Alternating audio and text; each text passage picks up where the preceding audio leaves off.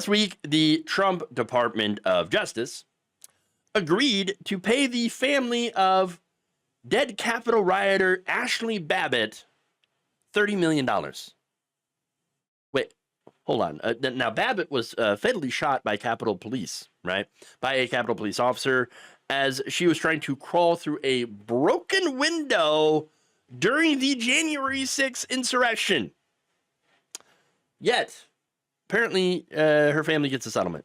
Now, this was disclosed during a Friday hearing before U.S. District Judge Anna Reyes in Washington, D.C. According to ABC News, it's related to a lawsuit brought by Babbitt's husband.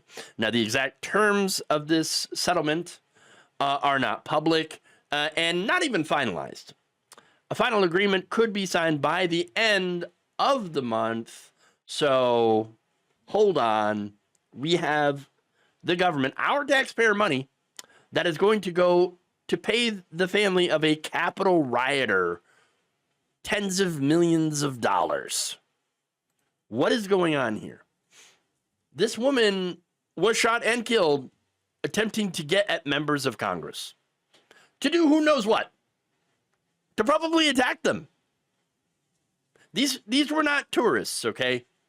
They were chanting, "Hang Mike Pence." They were not there for tea and biscuits, okay? No, they were not defending the muffins in the break room, okay? No. Look, here's the thing.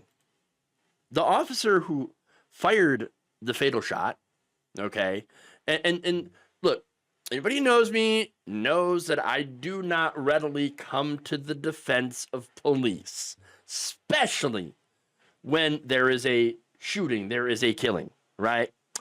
But Officer Michael Byrd, he was cleared of wrongdoing following an internal Capitol Police investigation and a separate Department of Justice review.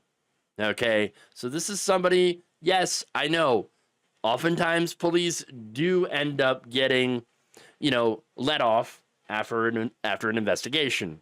In this case, however, I'm actually going to side with the police officer.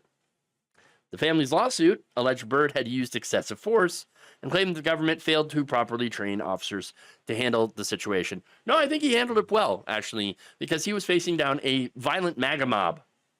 All right? Look, I will agree, though, that police often do use excessive force, and more often than not, they do tend to get away with it, right? But again, in this case, she was part of a violent insurrectionist mob. I'm not saying that it was a good thing that she was shot, but if you're that officer and you're staring that down, I don't actually blame him. This is one of the rare cases where I think a police shooting is justified. And that's, again, very rare on my part. But that said, MAGA obviously disagrees. Donald Trump disagrees. In fact, he frequently would refer to her as being murdered, okay?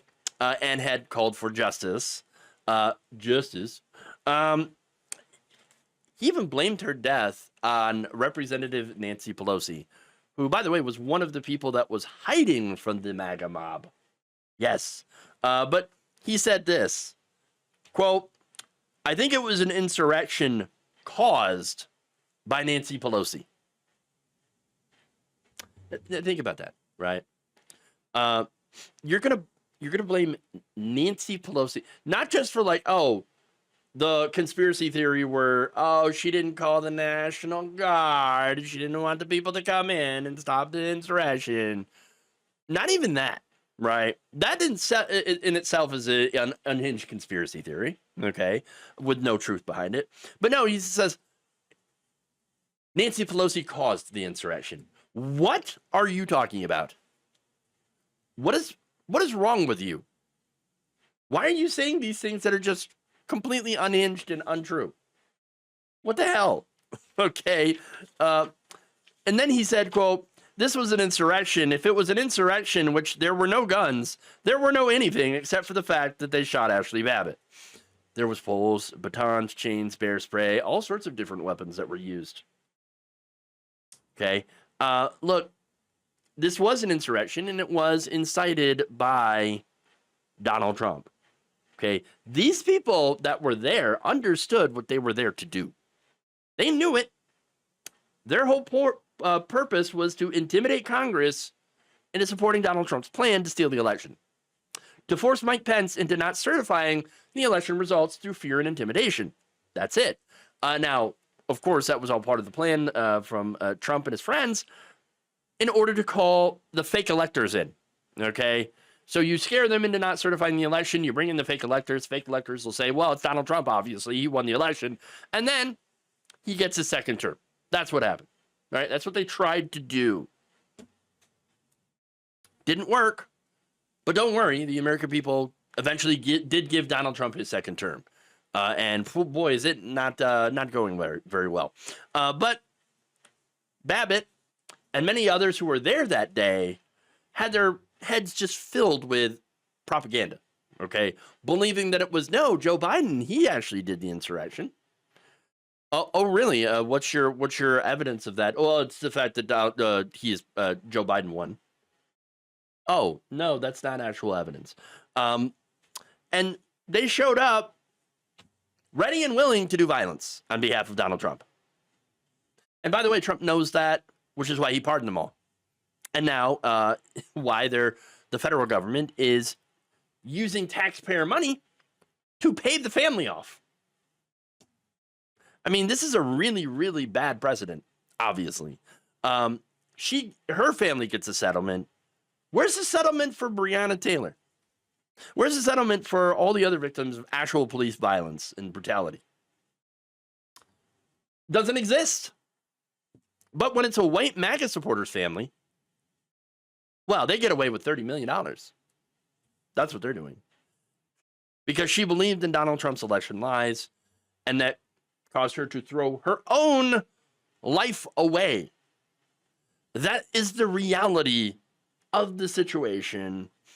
Yes, Donald Trump lied, and Ashli died. The only person to blame for this, really, though, is Ashli herself. Thank you for watching. If you enjoyed this video, please like, share, subscribe, hit the bell icon in order to get notified whenever a new video is released. And if you want to support independent, progressive media through this difficult time where it seems like everybody is shutting down, you can become a member on our YouTube page, you can become a subscriber on Facebook, or you can go to my Patreon. It's patreon.com/Jeff Waldorf. Thank you.